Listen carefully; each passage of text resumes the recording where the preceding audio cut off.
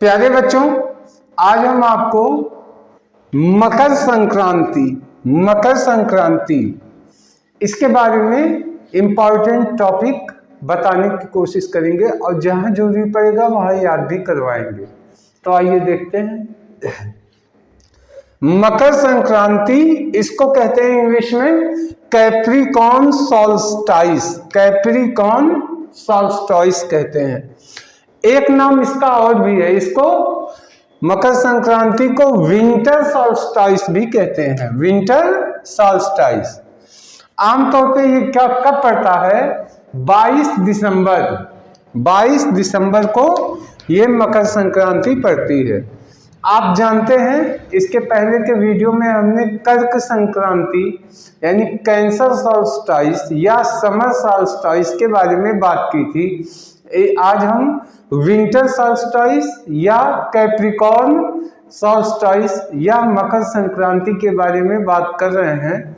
तो क्या होता है 22 दिसंबर को? आप पहले ऐसे सोचिए, क्या होता है कि ये पूरा अर्थ जो है दो हेमीस्फीयर या गोलार्ध कहें, इंग्लिश में हेमीस्फीयर, गोलार्ध में बटे हुए हैं। और जब सूर्य तो अपनी जगह पे होता है, लेकिन सूर्य अपनी जगह पे स्पिन करता है और धरती अपनी जगह पे स्पिन करती है, लेकिन ये धरती सूर्य के चारों तरफ चक्कर भी लगाती है। तो ऐसा होता है कि कुछ 6 महीने साउथर्न हेमिस्फीयर यानी दक्षिणी गोलार्ध में सूर्य रहते हैं और 6 महीने नॉर्थ हेमिस्फीयर यानी उत्तरी गोलार्ध में सूर्य का रहना होता है, यानी विचरण होता, कोई रुकता नहीं है, ये हर पल चलता है। तो आमतौर पे संक्रांति हर 30 दिन के बाद आती है, यानी 12 महीने होते हैं तो 12 संक्रांतियां पड़ती हैं। लेकिन 2 संक्रांति बहुत इंपॉर्टेंट होती है, एक कर्क संक्रांति, दूसरा मकर संक्रांति। आज हम मकर संक्रांति के बारे में बात करेंगे। इसमें होता क्या है कि सूर्य, पहला तो ये है 22 दिसंबर, याद कर लीजिए। अब कैसे याद होगा? देखिए ये विंटर सॉल्स्टाइस है, मकर संक्रांति विंटर सॉल्स्टाइस, और दिसंबर में विंटर ही तो होती है। अब हम बात करते हैं क्या होता है। तो इस समय सूर्य जो है मकर रेखा पे ऐसे लंबवत आ जाता है, सीधा, जैसे दोपहर में हम लोगों के 12 बजे सूर्य एकदम हम सर पे आ जाता है हमारे आपके। इस तरीके से इस गोलार्ध में यानी उत्तर के साइड के गोलार्ध के एकदम टॉप पे, इसको आप ऐसे कर लीजिए कि जहां साउथ और नॉर्थ गोलार्ध बटे हैं, एकदम वहां पे टॉप पे ये खड़ा हो जाता है। और सन क्या होता है? वो 23 सही 1/2, 23 सही 1/2 डिग्री पे ये झुक जाता है। जिस साइड में झुकता है उसी साइड में प्रवेश माना जाता है। कितना झुकता है? 23 सही 1/2 डिग्री अपने लाइन से ये झुक जाता है।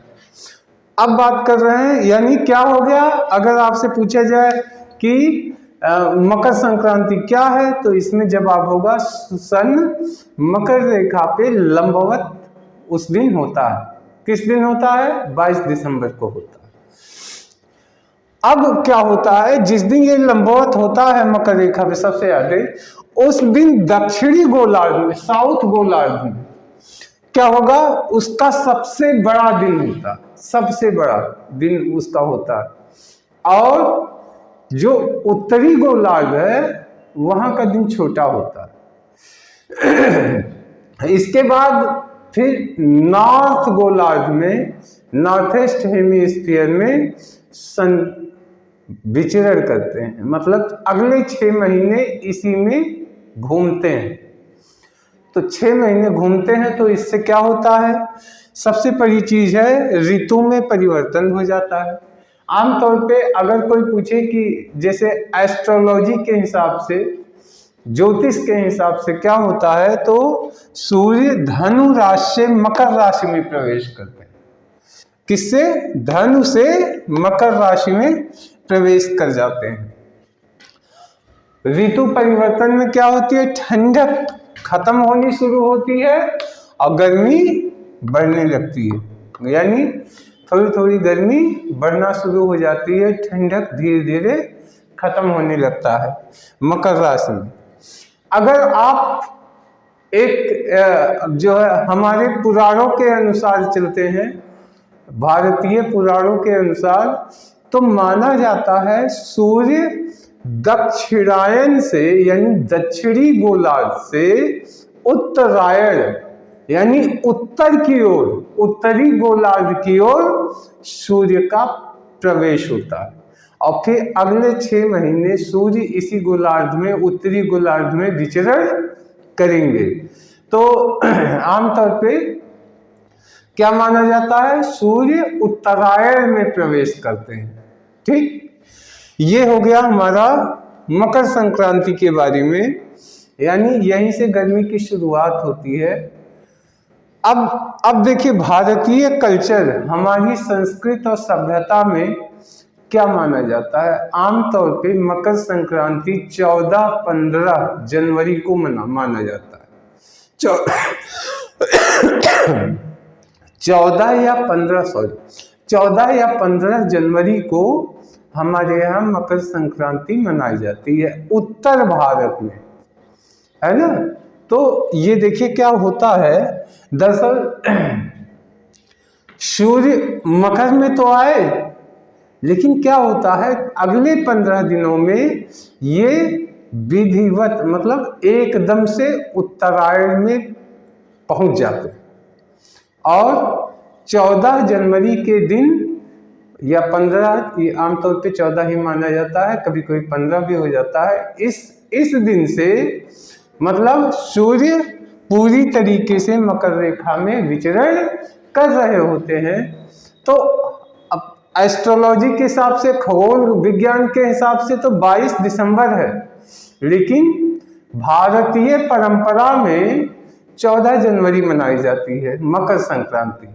ये बात हम आप सब लोग जानते हैं। आमतौर पे मकर संक्रांति के दिन भारतीय कल्चर में लोग पूजा पाठ करते हैं और दान देते हैं, नदियों में शुद्ध स्नान करते हैं। इंग्लिश कल्चर में आमतौर पे क्या होता है, मकर संक्रांति का एक नाम और है, मकर संक्रांति को फेस्टिवल सॉल्स्टाइस कहते हैं। देखिए फेस्टिवल सॉल्स्टाइस, क्योंकि आप जानते हैं मकर संक्रांति के एक महीने खरमास माना जाता है, यानी अशुभ शुभ काम नहीं किए जाते, और मकर संक्रांति के दिन से लोग शुभ काम करने लगते हैं, शादी ब्याह, घर वर बनवाना, पूजा पाठ करना, ये होता है। तो उसको फेस्टिवल्स और तमाम फेस्टिवल आने शुरू हो जाते हैं। तो फेस्टिवल सॉल्स्टाइस भी मकर संक्रांति का एक नाम होता है। तो जब शुभ कार्य शुरू होते हैं तो पूरे भारत में एक चीज और होती है, दरअसल यही वो वक्त होता है जब सूर्य थोड़ा सा नजदीक जाते हैं, थोड़ी सी गर्मी बढ़ती है, तो फसलें पकनी शुरू हो जाती हैं, फिर फसल पक के कटने की स्थिति में आ जाती। तो पृथ्वी धन धान्य से पूर्ण हो जाती है, यानी हमें पर्याप्त मात्रा में अनाज मिलना शुरू हो जाता है। इसी खुशी में भारत के अलग अलग राज्यों में अलग अलग मनाए जाते हैं। अब तमिलनाडु देखिए, तमिलनाडु में इसी को पोंगल कहते हैं, पोंगल। आप इधर आ जाइए, पंजाब वगैरह में लोहड़ी मनाई जाती है, लोहड़ी। हम लोग इधर संक्रांति का त्योहार मनाते हैं, हम लोग मकर संक्रांति कहते हैं।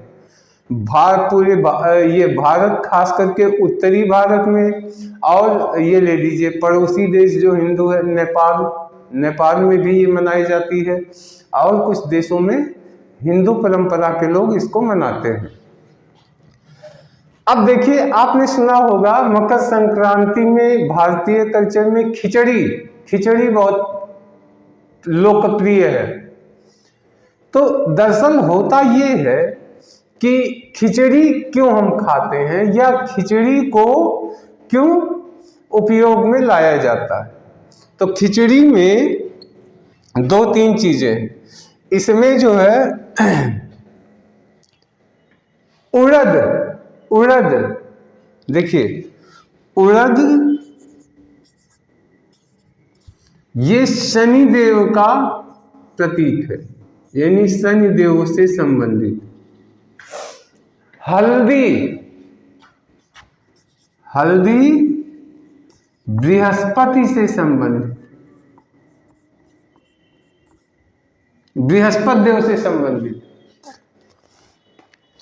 अब आ जाते हैं घी सूर्य देव से संबंधित। घी जो है किससे? सूर्य देव से।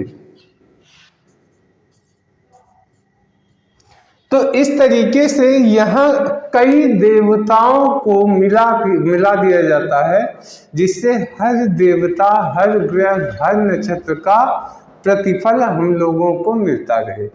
तो खिचड़ी जो है सभी देवताओं के कृपा को या उनके पसंदीदा चीज को मिलाकर खाने वाला त्योहार मकर संक्रांति पे पड़ता है। अब देखिए, मकर संक्रांति में कुछ जगहों पे जैसे होता है ये खुशी, चारों तरफ क्या होती है, आपने देखा होगा जनवरी के आसपास खेतों में लहलहाते खेत, सरसों के खेत, गेहूं के पीले पीले खेत चारों तरफ आ जाती है, और सूर्य की किरणें जब पर्याप्त धरती को मिलने लगती हैं तो नई नई पत्तियां, पेड़ पौधों में भी ऊर्जा आ जाती है। आमतौर पे आम आदमी फ्रेश महसूस करता है, एक अजीब तरीके की नव जीवन का संचार हो जाता है ना। इसी वजह से मकर संक्रांति को खुशियों को और त्योहारों का प्रतीक माना गया है। तो प्यारे बच्चों, आशा है मकर संक्रांति के बारे में अच्छा, देखिए इसी फेस्टिवल पे पतंग भी खूब उड़ाते हैं लोग, पतंग भी खूब उड़ाते हैं, और जो है तमाम किस्म के पूजा पाठ भी अलग अलग तरीके से अलग अलग राज्यों के लोग करते हैं। तो मकर संक्रांति के बारे में सारी चीजें हो गई। एक बार हम जल्दी जल्दी रिवाइज कर देते हैं। देखिए, मकर संक्रांति इसको कहते हैं कैप्रिकॉर्न सॉल्स्टाइस या विंटर सॉल्स्टाइस। कब पड़ता है? 22 दिसंबर को पड़ता है। इसमें क्या होता है, सूर्य मकर रेखा पे लंबवत हो जाते हैं, लंबवत खड़े हो जाते हैं, और इसमें जो है दक्षिणी गोलार्ध का ये सबसे बड़ा दिन होता है। यानी उसके बाद फिर तो दक्षिण से उत्तरी गोलार्ध में विचरण करेंगे, तो दक्षिणी गोलार्ध जो होता है वहाँ ठंडक आनी शुरू हो जाती है, और उत्तरी गोलार्ध में गर्मी शुरू हो जाती है। ऋतु परिवर्तन होता है, ठंडक जाती है, गर्मी शुरू हो जाती है। उत्तरायण का मतलब होता है उत्तर की ओर, दक्षिणायन का मतलब होता है दक्षिण की ओर। अब यहीं से उत्तर की ओर आ रहे हैं, और करते करते फिर जो है जून में वो दक्षिण गोलार्ध में प्रवेश करेंगे, विचरण शुरू करेंगे। ये इतना हो गया। और एस्ट्रोलॉजी के हिसाब से किस रेखा से किस राशि से किस राशि में जाते हैं, तो धनु रेखा से मकर रेखा में जाते हैं। और इसको फेस्टिवल सॉल्स्टाइस भी कहा जाता है। और 23.5 डिग्री पे सन झुके होते हैं जिस गोलार्ध में जाते हैं। बाकी यही है, खिचड़ी का प्रयोग करते हैं। तो इस वीडियो में इतना ही, और अब हम नेक्स्ट वीडियो में और किस लेके आएंगे। तब तक के लिए धन्यवाद, नमस्कार।